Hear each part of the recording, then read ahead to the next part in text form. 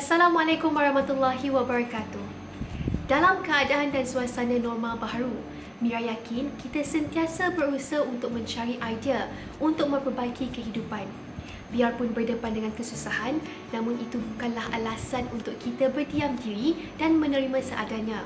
Pelbagai inisiatif diberikan setidak-tidaknya dapat membantu meringankan beban. Menu masakan berasaskan daging, asam pedas daging tetel dan daging masak merah ala Thai. Sajian enak menambah selera. Di sebalik kelembutan seorang wanita, dia adalah usahawan simen yang menghasilkan produk simen seperti pasu bunga, kolam air pancut dan sebagainya. Usaha gigihnya ini menjadi inspirasi untuk berani ke hadapan dan mengubah kehidupan. Usahawan perlu ada kerajinan, kesabaran, terutama berhadapan dengan pelanggan. Pusat sehenti bunga-bungaan segar dan pokok hiasan yang menghijau sebagai terapi di dalam rumah. Selain hasil seni kreatif, tanaman bunga-bungaan juga pasti menjadi minat wanita masa kini.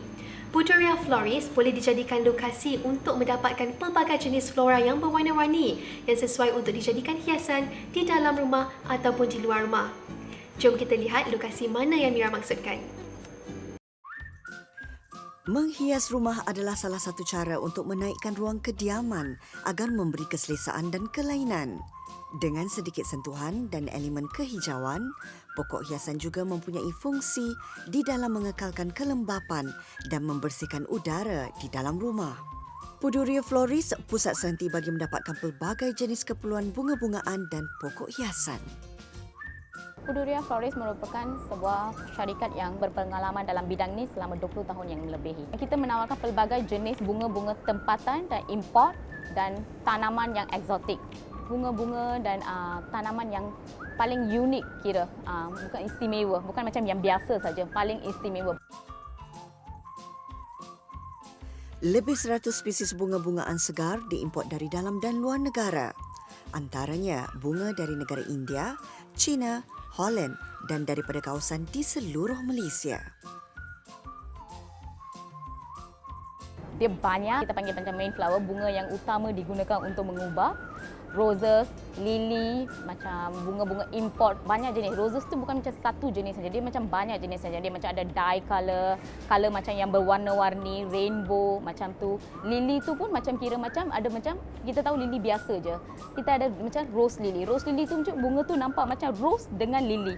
Lepas tu bunga dari import punya macam safari. Safari tu dipanggil macam satu bundle safari tu pelbagai jenis color ada tu. Macam satu bundle bunga tu macam banyak ada. Very easy for customer yang tak tahu macam mengubah kan. Dia orang boleh beli terus boleh letak dekat pasu bunga saja. Selain menjadi trend bagi kebanyakan pemilik kediaman masa kini, setiap spesies pokok hiasan ini mempunyai keistimewaan tersendiri. Sini kita bahagikan kepada 4 kategori. Yang pertama, pokok hiasan yang sering menjadi pilihan para pembeli ialah pokok-pokok yang bersifat eksotik. Ialah itu begonia maculata atau dikenali sebagai begonia polka dot, di mana daun dia warna gelap kontra dengan spot-spot. Walaupun ada sesetengahnya memerlukan penjagaan yang rapi, terdapat juga beberapa jenis pokok yang hanya memerlukan proses penjagaan secara minimalis. Kalau kita nak cakap, dia bukan senang atau susah, tapi kita kena cari tempat yang sesuai untuk mereka. Ada pokok yang boleh survive dalam rumah, office yang tak ada cahaya matahari, ada yang kena ada cahaya matahari secara tidak langsung yang mencukupi. Kami mencadangkan pokok Sansevieria, money plant, Spectiphyllum. Sebab ketiga-tiga jenis pokok ini, mereka boleh menumbuh seperti biasa tanpa sebarang kehadiran cahaya matahari. Bunga orkid yang terdiri daripada pelbagai jenis dan warna sentiasa mendapat sambutan menggalakkan, terutama pada musim perayaan. Membawa maksud cinta dan kasih sayang, bunga orkid ini juga sesuai dijadikan sebagai cenderahati. Biasanya kalau nak buat gubahan bunga, kita punya customer pun memang macam tu. Selalu kalau datang dia orang nak minta macam nak gubah macam sejambak bunga untuk nak bagi untuk hadiah untuk kawan ke apa-apa. So dia orang tahu pilih main flower. Macam main flower tu macam rose. Lepas pilih tu dia orang tak reti sangat nak pilih macam filler kan pasal dia orang tak ada knowledge. So biasanya dekat kita punya Instagram, Facebook, kita selalu ada buat tutorial macam mana nak jaga bunga, macam mana nak use the flower food ke, tanaman macam mana nak jaga everything.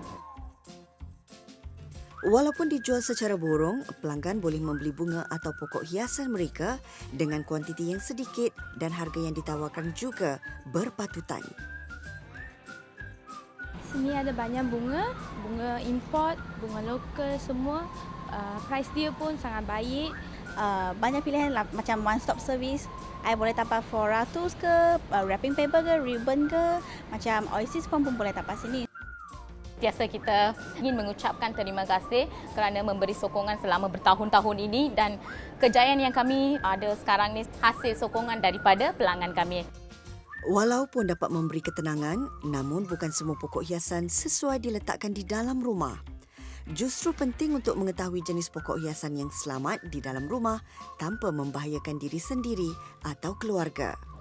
Kucu serentak dengan nadaku bersama jari jemariku menyeru menari bersama diriku. Hai, Assalamualaikum. Saya Lia Aziz. Nak tahu perkembangan saya sewaktu pandemik ni? Tunggu selepas ini.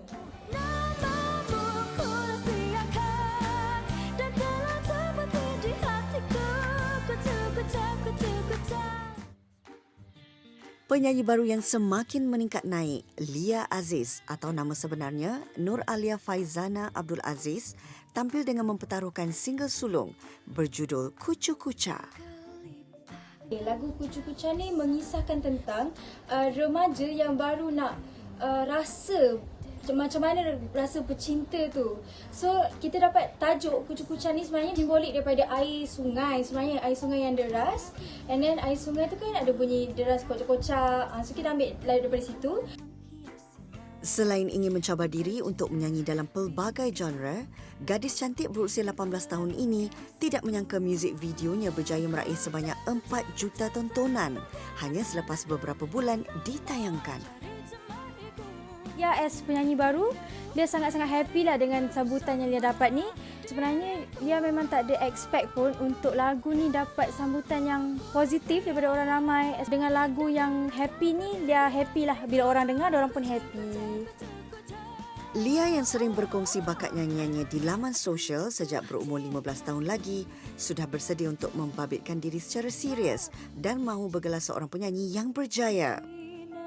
Anak kedua daripada 3 orang adik-beradik ini juga merancang untuk melanjutkan pelajaran di dalam bidang seni muzik. Tinggal dekat rumah sekarang ni tak banyak, tapi selalu dia akan praktis main piano, main gitar. Lagu Pergilah Derita menjadi runut bunyi bagi drama Akasia di TV3 berjudul Cukup Derita Itu. Bila dapat duet dengan Abang Azfan ni, itu adalah salah satu opportunity lah. Sebab kita tahu Abang Azfan pun adalah salah seorang penyanyi yang memang dah lama, dan I'm honoured lah to be Abang Azfan punya duet partner dalam lagu ni.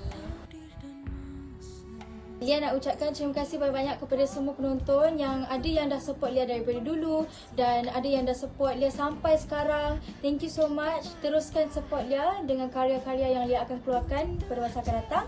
Jangan keluar kalau tak ada benda penting. Stay safe lah. Aku jatuh cinta.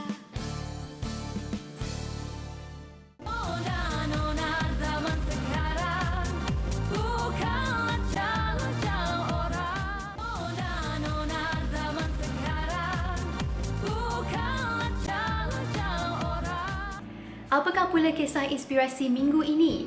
Pastinya ia dapat memberi manfaat kepada kita semua selain menambah pendapatan sampingan. Bidang kerjaya yang dahulunya hanya diceburi kaum lelaki sudah mula menyaksikan pelibatan kaum wanita. Peredaran zaman memperlihatkan perubahan mula berlaku di mana bidang kerjaya tidak lagi dimonopoli oleh satu jantina sahaja. Menyahut cabaran itu, Dalila Ahmad, 43 tahun, memberanikan diri dalam perusahaan produk simen di Jengke Pahang. Tercetusnya idea saya dengan suami saya. Beliau telah membuka sebuah kilang simen produk dan beliau mencadangkan saya untuk membuka kilang pasu bunga dan kerusi meja batu. Bahan-bahan yang digunakan adalah simen, pasir dan fiberglass. Atas minat dan usahanya, kini Dalila telah mengeluarkan lebih daripada 1,000 rekaan pelbagai produk terdiri daripada tiang Roman, kerusi dan meja batu, figura patung, kolam air pancut, pasu bunga dan bermacam lagi. Tidak kikuk membacul simen dan melakukan kerja-kerja kasar, baginya itu satu kepuasan yang tidak ternilai.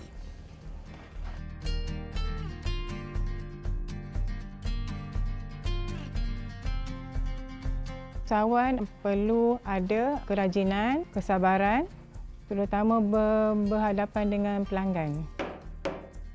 Bukan sesuatu yang mudah bagi seorang wanita untuk melakukan kerja-kerja yang berat seperti ini. Namun inilah yang memberi keseronokan buat dirinya. Setiap satunya membawa rezeki buat keluarga. Dibantu oleh suami dan anak-anak, Dalila bersyukur diberikan kesihatan yang baik demi mencari kehidupan yang lebih selesa.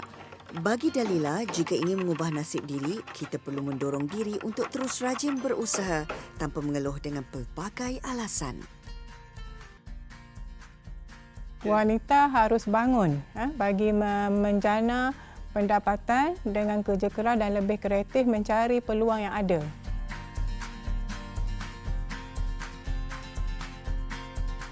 Selain itu, dia juga mengusahakan tempahan belindan kubur simen yang memerlukan kemahiran, kesabaran serta ketelitian yang tinggi. Mengambil masa antara seminggu hingga 3 bulan bergantung kepada jenis yang diinginkan oleh pelanggan. Ibu kepada 6 orang cahaya mata ini amat teruja setiap kali dapat menghasilkan belindan kubur bagi setiap tempahan pelanggannya. Pada pendapat saya, wanita kini boleh pergi jauh dalam berbagai bidang. Setanding dengan lelaki, wanita perlu berani untuk terus berusaha.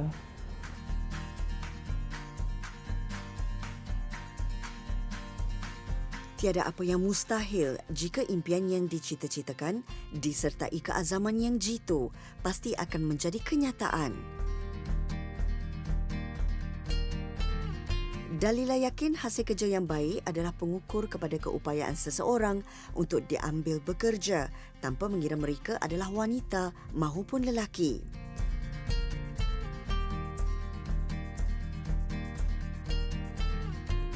Bukan mudah menguruskan perniagaan yang penuh cabaran ini. Namun Dalila tidak pernah berputus asa dan mengorak langkah demi survival kehidupan biarpun dalam krisis pandemik. Dia juga percaya akan kegagalan masa lalu itu adalah penguat untuk hadapi masa akan datang.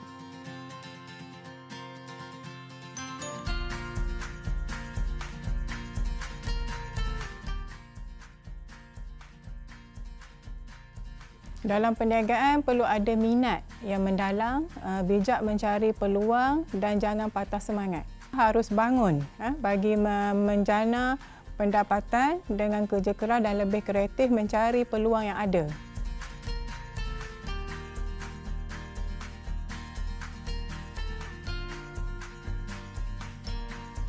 Dia bersyukur kerana mendapat sokongan ahli keluarga, terutama suami Muhammad Rafi Ekramuddin dan anak-anak yang turut sama membantu dalam perniagaan ini.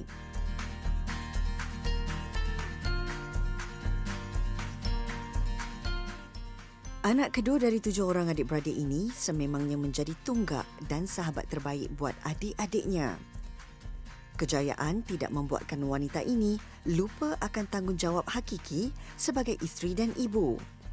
Masa yang terluang diisi sebaik mungkin bersama keluarga tersayang. Melihatkan hasil kerjanya berada di merata lokasi seperti di taman tema, di kedai makan maupun pada setiap kediaman pelanggan, merasakan segala penat lelahnya berbaloi.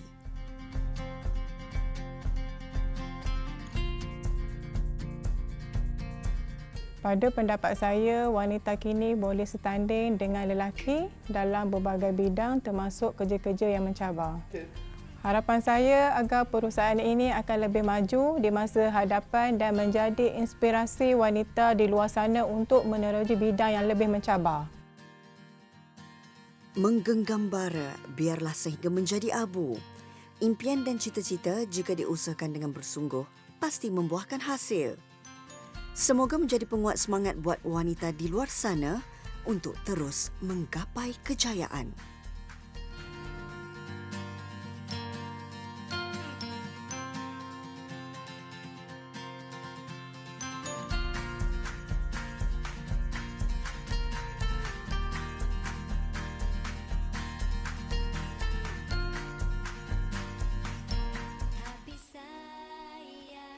Imej diri melambangkan penampilan seseorang individu selain menjadi penilaian pertama. Ia juga secara tidak langsung dapat memberi tanggapan positif masyarakat sekeliling. Hai, Assalamualaikum. Saya Debbie Yunus, perunding brand dan imej. Hari ini, special untuk anda, saya akan memberi tips, pelbagai tips. Banyak tips ni. Sedekat dalam ni, ada pelbagai collection pakaian tradisional. Jom, I kongsikan tips. Pemilihan warna yang bersesuaian dengan warna kulit juga penting agar wajah kelihatan lebih berseri-seri dan tidak kelihatan tenggelam ketika menggayakannya. Hari ini, saya ada bawa seseorang bersama saya. Serba sedikit, saya akan terangkan tips pemilihan baju yang sesuai mengikut warna kulit kita dan juga bentuk tubuh badan kita. Suraya memiliki bentuk tubuh yang rectangle. So, apa itu rectangle? Nanti sekejap lagi saya akan brief. Suraya, hari ini jom. Saya akan tunjuk baju tu sesuai ke tak mengikut you. Setiap wanita mempunyai potongan badan tersendiri dan penting untuk mengenali bentuk badan masing-masing supaya berasa lebih yakin dan selesa menggayakan sesuatu pakaian, terutama ketika berada di khalayak umum. Sekarang ni ramai orang membeli secara online, betul? So, setiap baju tu ada measurement. Kalau bahagian pinggang ke atas, bahagian dada especially dengan bahagian pinggul lebih kurang sama, itu bermakna bentuk badan kita rectangle. Kalau bahagian pinggul, bahagian pinggang ke bawah lebih besar daripada bahagian dada, itu adalah triangle. Dan inverted triangle tu kalau terbalik, bahagian dada lebih besar daripada bahagian pinggul. Fashion yang berlebih-lebihan juga akan menampakkan seseorang itu kelihatan terlalu menonjol. Justru dengan pemilihan warna yang terang digabungkan dengan corak yang bersederhana, mampu memberikan impak elegan sekaligus menaikkan lagi sisi feminin si pemakai. Tadi I dah pilihkan baju untuk Suraya. Nak tengok tak macam mana? Suraya kan? Ni pilihan baju untuk Suraya. Sangat selesa. I padankan dengan tudung yang sama colour which is monochromatic dan kalau kita tengok kain dia sudah bercorak. So cukuplah dengan minimal accessories. Cukup satu kerongsang dan kenapa silver? Purple adalah cold colours. So pemilihan accessories yang cold colours berwarna silver, bukan berwarna emas, akan menaikkan seri kepada baju tersebut. Kalau warna merah, padankan dengan gold. Kalau warna purple, padankan dengan silver. Warna tu akan lebih menyerlah. So, this is Venice. Model kedua kita yang ada pilihkan baju yang bersesuaian, yang selesa, tak sarak barat. Jom kita tengok. Can we change? Pada zaman yang serba moden ini, penampilan diri merupakan antara faktor utama untuk menyelahkan aura dan membawa pesona yang luar biasa. Bagi sesetengah pihak, dia masih belum nampak apa kesan, efek, image ni kepada seseorang, which is sebenarnya sangat penting. Bila kita jumpa orang, perkara pertama yang kita judge orang tu adalah based on first impression. So first impression ni sama ada kita suka ataupun tidak, orang akan gambarkan kita seperti apa yang mereka lihat. Sebab tu penampilan sangat-sangat penting. Tadi I dah pilihkan baju untuk model Venice. So, jom kita tengok macam mana beliau menggayakan infused traditional costume. Kenapa infused traditional? Sebab baju kurung tapi dimodernkan.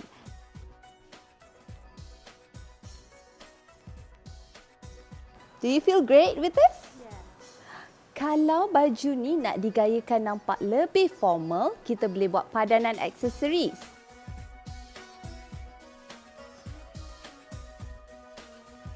Penambahan aksesori seperti rantai doko memberikan gaya tradisional, manakala rantai bercerikan mutiara sesuai buat mereka yang ingin kelihatan formal dan lebih elegan.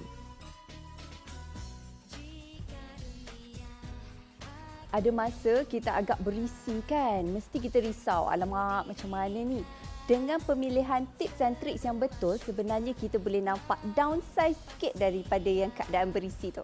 Okey, tips dia. Kalau tiba-tiba kita rasa berisi kan, kita naik bahagian bawah dulu. So, kalau bahagian bawah yang besar, labuhkan sikit bahagian baju. Jangan pakai yang pendek. Kalau dekat pendek, nanti kita akan nampak bahagian yang besar tu. So, kita labuhkan baju tu dan kita proportionkan dia kepada 70%, 30%. 70% bahagian badan, 30% je bahagian bawah. Anda akan nampak lebih kurus, especially kalau ada katik. So, segitiga terbalik, atas besar, bawah kecil. So, kalau atas besar, bawah kecil, proportion dia yang atas tu kecil, 30%, yang bawah tu panjang, 70%. So, kita highlight kepada yang bahagian kurus. Yang bahagian kaki lah kita highlight. Kebanyakannya aduan yang saya terima adalah, Miss Debbie, saya tengok model pakai ataupun dalam katalog online nampak cantik. Tapi bila saya pakai, tak nampak seperti mereka. Itu kerana mereka tidak kenal bentuk tubuh dan juga kulit. Sebenarnya kita kena kenal bentuk tubuh dan kulit kita, baru kita boleh tengok, oh model ni sebenarnya pakai yang bersesuaian dengan kita. Bagi mereka yang berhijab, fashion atau gaya tudung yang bersesuaian dengan bentuk muka harus dititik beratkan. Untuk pilihan outfit yang kedua, saya memilih baju kurung bercekak musang. So, kalau dah ada aksesoris macam ni, kita tak perlu tambah aksesoris yang menyaratkan lagi look anda.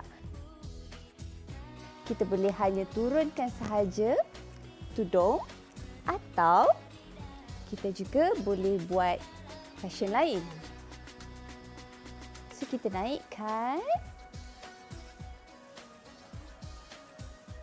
dan pin di tepi mengikut keselesaan anda. Bagi pemilihan warna tudung, selain boleh mengikut warna baju, tudung yang dipilih juga boleh mengikut warna yang terdapat pada corak baju atau kain. Untuk pemilihan kedua Venice, I padankan baju kedah berpesak sebab Venice berbentuk rectangle. Rectangle tu bahagian atas dan bahagian bawah tu lebih kurang sama je proportion dia. Bagi orang yang memiliki kulit yang agak cerah, warna-warna shocking sangat membuatkan anda menyerlah. Tengok ni, I padankan warna shocking dan juga kain yang agak pastel. So, kalau bermain dengan warna shocking, pastikan hanya satu komponen yang shocking. Jangan keseluruhan komponen kita shocking. Selain menyediakan baju yang sesuai dengan pelbagai jenis bentuk badan, butik Poya yang terletak di Empire Subang Jaya ini turut mengetengahkan busana tradisional, warisan turun-temurun. Dengan menawarkan 34 helaian koleksi baharu, seleksi pakaian yang boleh dipilih mengikut keselesaan dan cita rasa diri. Tahun ni kami mengekalkan masih pakaian tradisional dan tema kita ialah hikayat pesona si puteri. Kerana bagi Dila, setiap wanita tak kira umur adalah sentiasa seorang puteri di dalamnya dan sentiasa ingin kelihatan anggun menjadi perempuan Melayu terakhir. Hampir 20 tahun berada di dalam industri fashion, jenama ini sentiasa segar dengan rekaan tradisionalnya. orang kata baju kurung. Tapi sebenarnya potongan dalam baju kurung pun kita ada banyak subkategori dalam tu. Ada orang dadanya kecil, pinggulnya besar. Jadi I will always advise customer yang datang cuba dan cari yang mana potongan yang paling sesuai untuk bentuk badan. Itu saja perkongsian kami untuk episod kali ini. Diharap anda dapat serba sedikit tips dan triks untuk bergaya mengikut kesesuaian bentuk tubuh. Bak kata pepatah, Allah membeli, menang memakai. Pemilihan busana yang bertepatan dengan gaya yang ingin ditonjolkan membantu meningkatkan keyakinan dan memberi keselesaan sepanjang hari.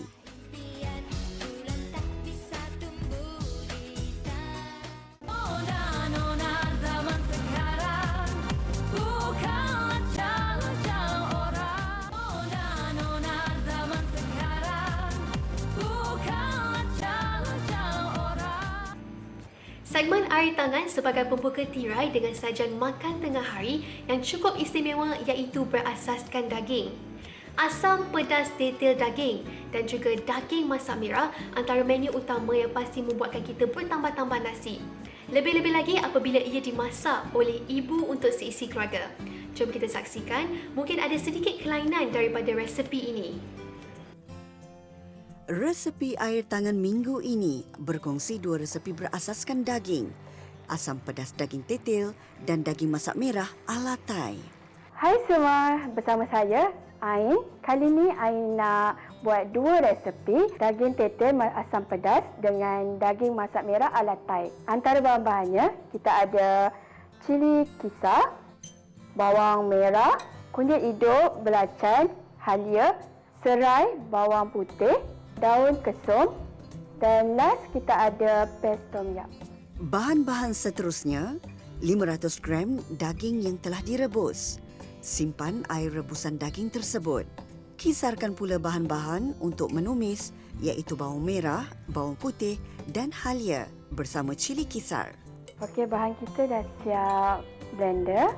Kita dah boleh start menumis. Kita panaskan minyak dulu.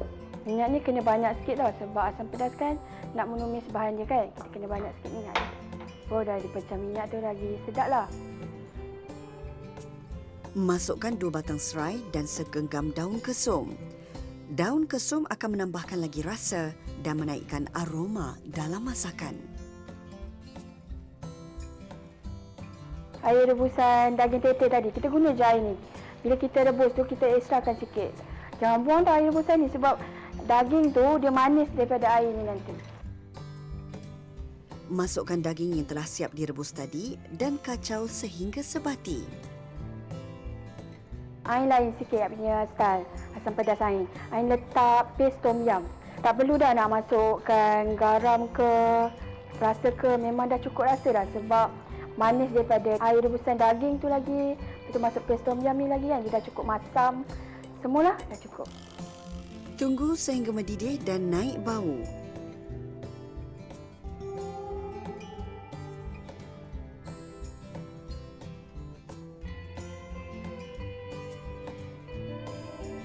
Asam pedas daging tetel sudah siap untuk dihidang. Okey, untuk resepi yang seterusnya, kita akan buat daging masak merah. Antara bahan-bahan dia, kita ada daging yang dah direbus, cili kisar, sos cili, sos tomato, seafood sauce ataupun sos tiram, sos ikan, bawang putih, kita ada cili padi dengan carrot dan bawang holland. Dan last kita ada daun sup untuk hiasan. Daging yang warna merah ni kita rebus dan kita campur sikit dengan pewarna merah. Sebab itulah kita panggil dia daging masak merah. Panaskan minyak dan goreng daging seketika sebelum menumis.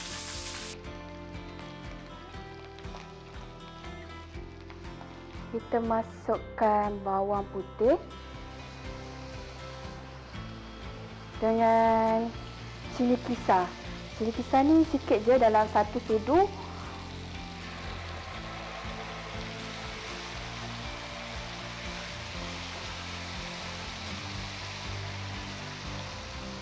Kita masukkan sos tomato, sos cili dan sos tiram ataupun seafood sauce sikit.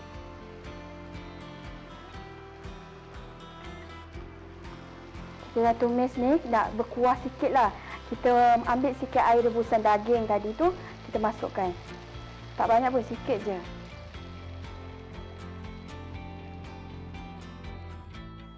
Masukkan cili padi, bawang Holland, lobak merah, 1 sudu sos ikan dan kacau. Akhir sekali, masukkan daging. Kacau, bagi rata, dah sebati semua. Dah boleh tutup api. Mudah dan ringkas, ditambah dengan nasi panas, sajian enak seisi keluarga pasti dapat menambah selera.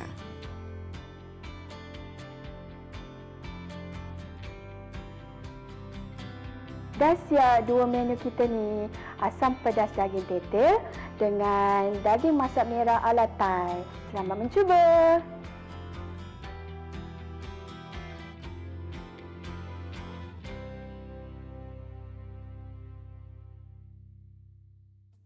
Mengawal emosi dan kendiri anak-anak bukanlah satu perkara yang mudah. Ibu bapa perlu pelajari lebih banyak perkara-perkara baru untuk mengenali karakter si manja. Perkongsian Nor bersama Ustazah Isfadiah memberi tips pemahaman kepada ibu bapa untuk lebih mengenali anak-anak mereka. Bersama-sama dengan saya, Ustazah Isfadiah, kita membincangkan topik-topik yang menarik dalam Nona minggu ini. Jangan mudah marah dan melenting. Ada caranya berdepan dengan anak-anak yang memerlukan perhatian lebih ini. Assalamualaikum warahmatullahi wabarakatuh. Bismillahirrahmanirrahim. Saudara-saudari yang dimuliakan, rata-rata pada hari ini perkara yang paling menakutkan ibu bapa adalah bila berhadapan dengan anak-anak dia yang degil, tak nak dengar kata, nak ikut cakap diri dia saja, macam dia seorang yang pandai. Apa tak risaunya, kita sebagai ibu bapa, kita dah kenal dah apa yang baik, apa yang buruk dan sudah tentu kita mengharapkan hanya yang terbaik buat anak-anak kita. Tuan-tuan puan-puan, kita nak kupaskan tentang tajuk mengurus anak yang degil. Baik, apa kata kita lihat kupasan ataupun penjelasan daripada baginda Rasulullah sallallahu alaihi wasallam. Kullu mauludin yuladu 'alal fitrah fa abawahu yuhawidanihi au yunassiranihi au yumajjisanihi. Kullu mauludin yuladu 'alal fitrah. Maksudnya, setiap anak-anak itu dia memang dilahirkan dalam keadaan fitrah. Maksudnya dalam keadaan yang bersih, dalam keadaan yang suci, tidak ada lagi pengaruh-pengaruh ya. Fa abawahu. Maka ibu bapa dialah yuhawidanihi yang membentuk dia menjadi Yahudi. Au yunassiranihi atau membentuk dia menjadi Nasrani. Au yumajjisanihi atau menjadikan dia seorang Majusi. Au kama qal. Itulah sebagaimana yang disebutkan oleh baginda Rasulullah sallallahu alaihi wasallam. Tapi macam mana ni kita nak lentur lembutkan serta lunakkan hati anak-anak kita? Tuan-tuan dan puan-puan, dalam kita memenangi hati anak-anak, kita kena tahu bahawa ada 4 aspek yang semua individu, semua insan perlukan. Aspek yang pertama atau elemen yang pertama, kita sebut elemen ya, sebab setiap individu dia ada 4 elemen. Elemen yang pertama adalah elemen pemikiran yang ataupun dipanggil kognitif. Jadi kognitif ini dia ada masanya dia inginkan kita panggil makanan. Okey, apa makanan kognitif? Makanan kognitif adalah ilmu pengetahuan. Apa pula elemen selanjutnya? Elemen selanjutnya adalah fizikal, tubuh badan. Maka anak-anak kita ataupun kita memerlukan makanan yang bernutrisi, makanan yang sehat, makanan yang halal, halalan thayyibah. Begitu juga seterusnya jiwa kita.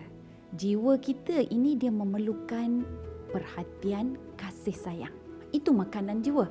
Dan akhir sekali adalah elemen rohani. Elemen rohani sudah tentulah hubungan kita dengan Allah Jalla wa'ala. Jadi apakah dia cara untuk kita menawan elemen jiwa? Nombor satu, tuan-tuan perempuan, tunjukkan betapa kita sebagai ibu atau sebagai bapa sangat memerlukan dia dalam keluarga ini. Dia akan mengambil sikap lebih bertanggungjawab. Yang kedua, tuan-tuan perempuan, ceritakan imbauan, kisah-kisah masa dia kecil-kecil dulu. Itu juga adalah cara bagaimana kita memenangi hati anak-anak. Yang ketiga, tuan-tuan dan perempuan, fahami perasaan dia. Jadi apabila kita memahami perasaan dia, memahami keperluan dia, maka anak-anak akan tahu ibu dan ayah adalah insan-insan yang boleh diharapkan. Cuba cakap macam kawan, mesra. Jadi dia pun akan rasa seronoknya lah ada kawan macam mak dengan ayah ni. Boleh jadi kamcing lah. Akan boleh cool lah dengan dia. Firman Allah Ta'ala, a'udzubillahi minasyaitonirrajim, ku anfusakum wa ahlikum nara. Jagalah diri kamu dan ahli keluarga kamu daripada api neraka.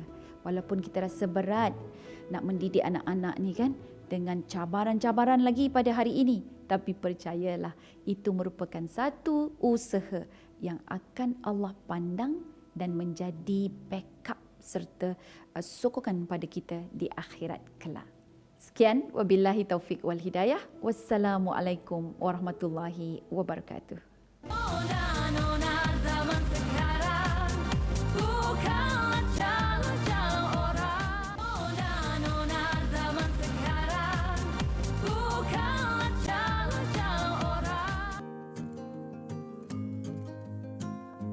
Bagi mereka yang mempunyai bibir dan kulit kering, segmen Nak Cantik berkongsi tip yang boleh dilakukan sendiri di rumah dengan hanya menggunakan bahan-bahan semula jadi.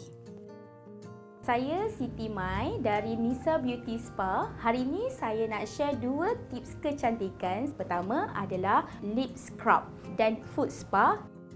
Kita menggunakan setengah sudu gula, sedikit tomato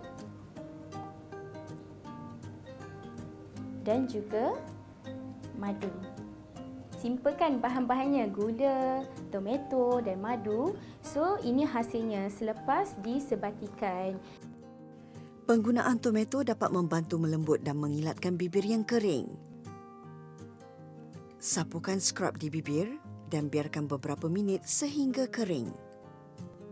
Kemudian basuh scrub sehingga bersih. Amalkan 3 kali seminggu untuk mendapatkan kesan yang baik. Petua ini boleh dilakukan pada waktu malam sebelum tidur.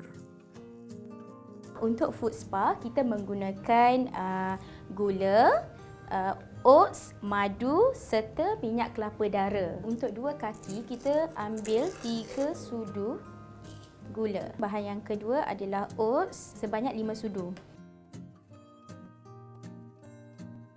Kemudian campurkan 2 sudu besar madu dan 2 sudu besar minyak kelapa dara ke dalam adunan scrub. Penggunaan minyak kelapa dara dapat membantu untuk melembabkan kulit dan membantu membuang sel kulit mati pada bahagian kaki. Pada wanita di rumah sangat mudah. Kesibukan di rumah tu tiada alasan untuk tidak berfoot spa sendiri di rumah. So hari ini Mai nak bagi tahu bahan-bahan ni adalah mudah diambil dan boleh dilakukan sendiri. Pada yang kaki ada masalah kaki merekah, katal, berdaki. So dengan 4 bahan ini dapat memberi kesan yang segera. Tekstur oat yang lembut menjadikan bahan ini sesuai dijadikan scrub kaki dan elok bagi mereka yang mempunyai kulit yang sensitif. Gosokkan scrub di bahagian kaki yang memerlukan perhatian lebih kerana oat boleh membantu mengeluarkan sel-sel kulit mati dan bertindak sebagai pelembab semula jadi. Penggunaan rendaman air mengandungi pelbagai jenis bunga juga membantu dalam mengembalikan kesegaran. Kepada wanita di luar, kecantikan bukan sahaja di spa, malah boleh dilakukan di rumah. So, kepada wanita di luar, jangan lupa buat research dan selamat mencuba.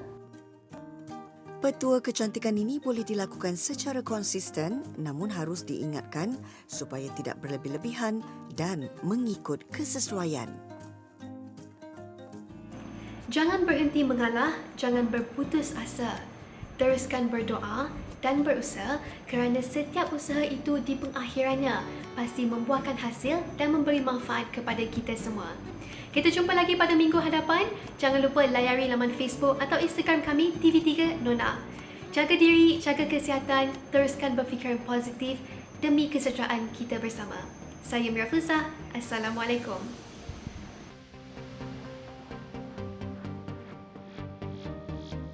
Sri Kandi masa kini yang bekerja ya juga ibu dan istri, cabaran di tangan